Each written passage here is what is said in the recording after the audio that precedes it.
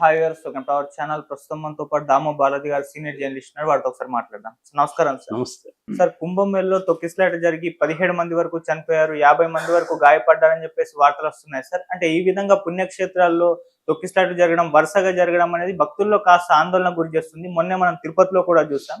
మళ్ళీ ఇప్పుడు కుంభమేళలో జరిగింది. అసలు ఏం జరిగింది కుంభమేళలో? ఈ తొక్కిసలాట గల కారణాలు ఏంటి? ఇప్పుడు ప్రజెంట్ అక్కడ పరిస్థితి ఏ విధంగా ఉంది? యాక్చువల్గా ఇది మహా కుంభమేళ అని పిలుస్తారు.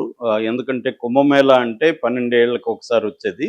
అర్ధ కుంభమేళ అంటే 6 ఏళ్ళకి ఒకసారి వస్తుంది. మహా కుంభమేళ అంటే 12 కుంభమేళ సర్కిల్స్, మండలాలు వస్తాయన్నమాట. 12 × 12 144 ఏళ్ళకి ఒకసారి వచ్చేది మహాకుంభమేళ.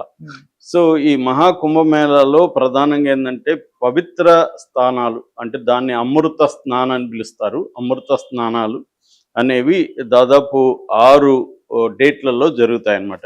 ఇది ఫస్ట్ జనవరి 13, తర్వాత 14, తర్వాత 29, ఇప్పుడు నిన్న జరిగిన ఇది ఈ అమృత స్థాన్ సందర్భంగా తొక్కిసలాట. ఇది కాకుండా నెక్స్ట్ ఫిబ్రవరి 3, ఫిబ్రవరి 12, ఫిబ్రవరి 26 ఈ డేట్లలో జరుగుతాయన్నమాట.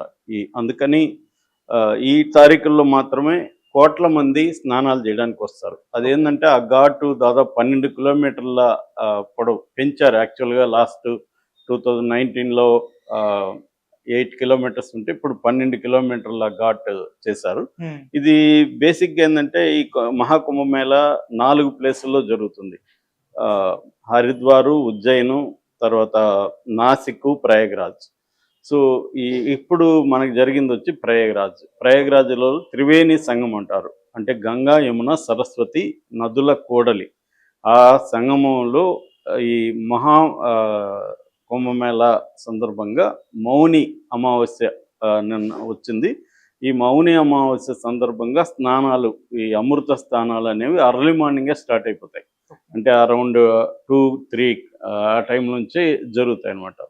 సో ఈ సందర్భం ఏంటంటే బారికేడ్లు పెట్టారు. కోట్ల మంది జనం వచ్చారు.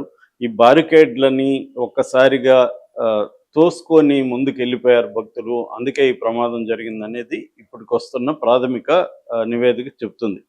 ముఖ్యంగా స్పెషల్ ఆఫీసర్ అక్కడ ఉన్నారు, స్పెషల్ ఎగ్జిక్యూటివ్ ఆఫీసర్ ఆకాంక్ష రాణా చెప్పిన ప్రకారం బారికేడ్లని తొలగించుకోవడం వల్ల, ముఖ్యంగా విమెన్ అనమాట, విమెన్ తొలగించుకొని వెళ్ళడం వల్ల ఒక్కసారిగా అందరూ వెళ్ళేసరికి మామూలుగా అయితే బారికేడ్లు ఉంటాయి, ఆర్గనైజర్కి పంపిస్తారు. కానీ ఆ బారికేడ్లను వీళ్ళు తోసేసుకున్నారు. దానివల్ల ఈ తొక్కిసలాట జరిగింది.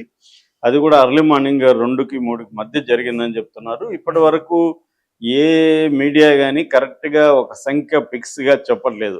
10 మంది చనిపోయారంటారు, అసలు చనిపోలేదు, గాయపడ్డారంటారు. ఇలాగా రకరకాలుగా ఉంది. అఫీషియల్గా ఇంకా ఉత్తరప్రదేశ్ గవర్నమెంట్ అనౌన్స్ చేయలేదు. మనం ఇప్పుడు చెప్పుకున్న ఈ టైంకి ఇంకా అనౌన్స్ చేయలేదు. అయితే మీడియా 10 నుంచి 20 మంది వరకు చనిపోయారని మాత్రం మనకు అర్థమవుతుంది. ఒక 50 మంది వరకు గాయపడ్డారు. వాళ్ళని అక్కడే అంబులెన్సులు రెడీగా ఉన్నాయి. ఇమ్మీడియట్గా అంబులెన్సులు తీసుకెళ్లారు. కాబట్టే ఈ మరణాల సంఖ్య తక్కువ అని చెప్తున్నారు. కొంత గాయపడి లైట్గా గాయపడిన వాళ్ళు ఆల్రెడీ ట్రీట్మెంట్ ఇచ్చి పంపించేశారని చెప్తున్నారు. అయితే మోడీ కూడా దీంట్లో ఇమ్మీడియట్గా రంగంలో దిగి యోగితో ఇప్పటి వరకు 2 సార్లు ఫోన్ చేశాడని చెప్తున్నారు. అట్లాగే అమిత్ షా కూడా రంగంలో దిగారు. ఆల్రెడీ దానికి ఒక పెద్ద నెట్వర్క్ ఉంటుందన్నమాట. ఎందుకంటే ఇది మహాకుంభమేళ అనేది 144 ఏళ్ళకి ఒకసారి వస్తుంది. మొత్తం ఈ 45 రోజులు జరుగుతుంది. జనవరి 13 నుంచి ఫిబ్రవరి 26 వరకు టోటల్గా 45 డేస్ జరుగుతుంది.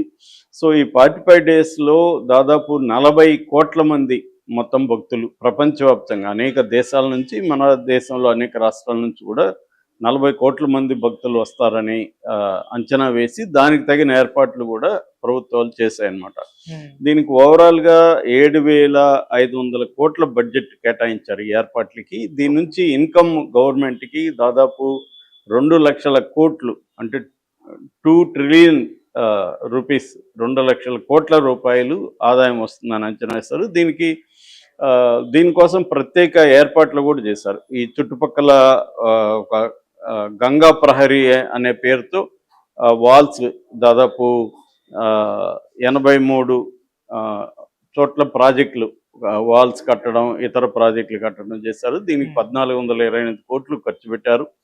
అట్లాగే ఇది మొత్తంగా 40,000 ఎకరాల్లో జరుగుతుంది. ఎకరాలు కాదు, సారీ, హెక్టార్స్. 40,000 హెక్టార్స్లో జరుగుతుంది.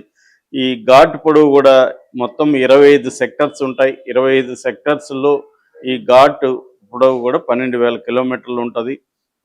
తర్వాత 1,50,000 హెక్టార్లు మొత్తంగా విస్తీర్ణంలో ఇది పెట్టారు. సో దీంట్లో డాక్టర్లు, మెడికల్ ఇన్ఫ్రాస్ట్రక్చర్ కూడా చాలా పకడ్బందీగానే చేశారు. దాదాపు 407 మంది డాక్టర్లు, 700 మంది పారా మెడికల్ స్టాఫ్, తర్వాత 40,000 మంది పోలీసులు కూడా ఉన్నారు. 24 గంటలు పనిచేసే అంబులెన్సులు ఉన్నాయి. 24 గంటలు పనిచేయడానికి అక్కడ ఒక స్పెషల్గా 100 బెడ్ సెంట్రల్ హాస్పిటల్ ఏర్పాటు చేశాడు. దాంతోపాటు భీష్మా క్యూబ్ అని ఒకేసారి 200 మంది వరకు ట్రీట్ చేయగలిగిన ఒక క్యూబ్స్ని ఏర్పాటు చేశారు. అట్లాగే కొన్ని వేల టెంట్స్ని క్రియేట్ చేశారు. తర్వాత ఏఐ టెక్నాలజీని ఉపయోగించుకొని సర్వైలెన్స్ కెమెరాల ద్వారా చేస్తున్నారు. పైన హెలికాప్టర్లు తిరుగుతుంటాయి.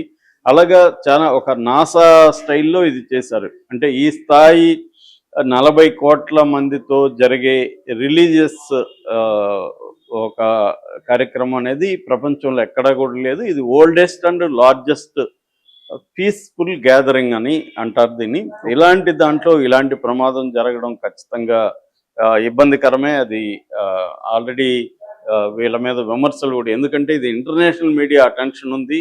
అందుకనే ఇంత పకడ్బందీ ఏర్పాట్లు కూడా మోడీ ప్రభుత్వం, యోగి ప్రభుత్వం చేశారు అక్కడ. స్టిల్ చేసినా కూడా ఇది జరిగిన దానికైతే ఇంకా నివేదికలు అయితే రాలేదు. కరెక్ట్ కారణాలు కూడా అఫీషియల్గా అయితే అనౌన్స్ చేయలేదు. అక్కడున్న మీడియా, అక్కడ గ్రౌండ్ రిపోర్ట్లో చేసిన అనేక మీడియా రిపోర్ట్స్ నేను చూశాను మార్నింగ్ నుంచి. ఆ మీడియా రిపోర్ట్స్ ఏం చెప్తున్నారంటే ఈ బ్యారికేడ్లను తోసుకోవడం వల్ల వచ్చారని చెప్తున్నారు. ఆల్రెడీ ఇది పొలిటికల్గా కూడా ఇదైంది. ఎస్పీ సమాజ్వాదీ పార్టీ స్టేట్మెంట్ ఇచ్చారు, ఇది మిస్మేనేజ్మెంట్ వల్లే జరిగిందని. అట్లాగే ఆపు కూడా యోగి ఢిల్లీకి వచ్చి ఇక్కడ రాజకీయాలు చేసే బదులు అక్కడ ఫోకస్ చేసి అక్కడ కోఆర్డినేట్ చేసుకుంటే బెటరు అనేది వాళ్ళు కూడా చెప్పారు. ఎందుకంటే యోగి ఢిల్లీ ఎన్నికల సందర్భంగా అక్కడికి వెళ్ళి క్యాంపెయిన్ చేస్తున్నాడు అనేది అక్కడ ఆపు కూడా విమర్శించింది. వాళ్ళు ప్రధానంగా చెప్తున్నది ఏమంటే వివిఐపీలకి, తమ బంధువులకి విపరీతంగా బీజేపీ వాళ్ళు పాసులు ఇచ్చేస్తున్నారు. అందువల్ల కామన్ పీపుల్లో ఒక అసహనం పెరిగిపోతుంది. వాళ్ళు వెయిట్ చేసి గంటలు వెయిట్ చేసి వాళ్ళకి టైం దొరకకుండా ఈ వివిఐపి కల్చర్ వల్లనే జరిగిందనేది ప్రధానంగా విమర్శ. ఇది ఒక ప్రాబ్లం మన దేశంలో. ఏంటంటే భక్తి ఉన్న చోటంతా కూడా వివిఐపీలు రంగంలో దిగుతారు. దానివల్ల సామాన్య భక్తుల వెయిటింగ్ అవర్స్ పెరిగిపోతాయి. సో అదొక